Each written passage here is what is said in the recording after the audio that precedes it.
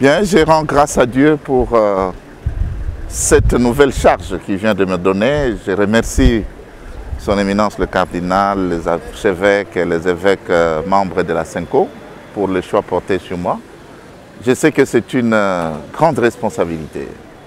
Bien sûr que c'est après 19 ans que je reviens à la SENCO comme responsable, après avoir servi comme secrétaire général. Eh bien, je considère que c'est un nouveau défi qu'il faut relever.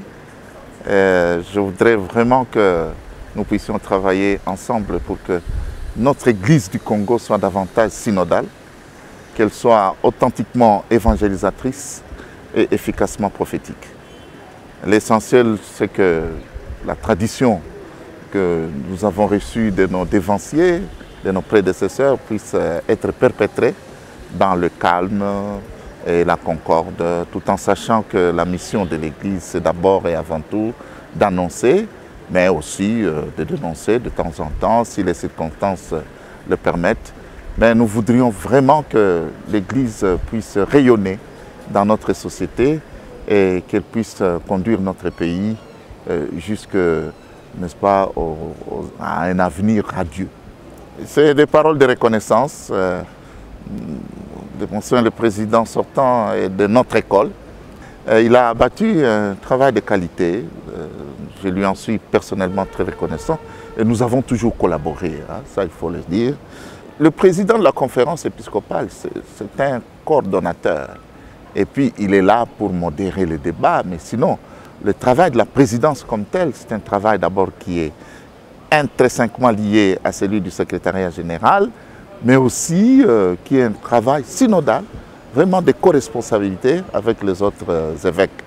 Et donc, moi, je suis là comme arbitre, pas tellement arbitre, mais comme celui qui prend la place des autres, au milieu des autres, mais qui prend la parole au nom des autres en les consultant de manière syntonique.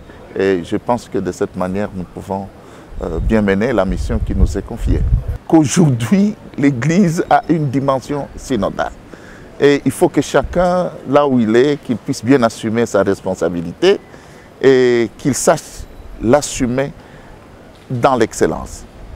Et j'attends aussi du peuple de Dieu son soutien spirituel. Conduire une conférence comme celle-ci, ce n'est pas une chose facile. J'ai donc besoin de la grâce divine, bien sûr, mais aussi de l'assistance, de la prière de tous les peuples de Dieu. Mon rêve, c'est que l'Église du Congo soit véritablement le moteur du développement dans notre société, comme nous le faisons déjà dans le domaine de l'éducation, dans le domaine du développement en général, mais aussi que notre pays soit véritablement un pays où il fait beau vivre, un pays qui profite de ses richesses et où il y a la concorde, l'entente, qu'on puisse mettre de côté toutes ces polémiques inutiles, la perte de temps dans des problèmes d'insécurité, mais vraiment que ce soit une espèce d'havre de la paix.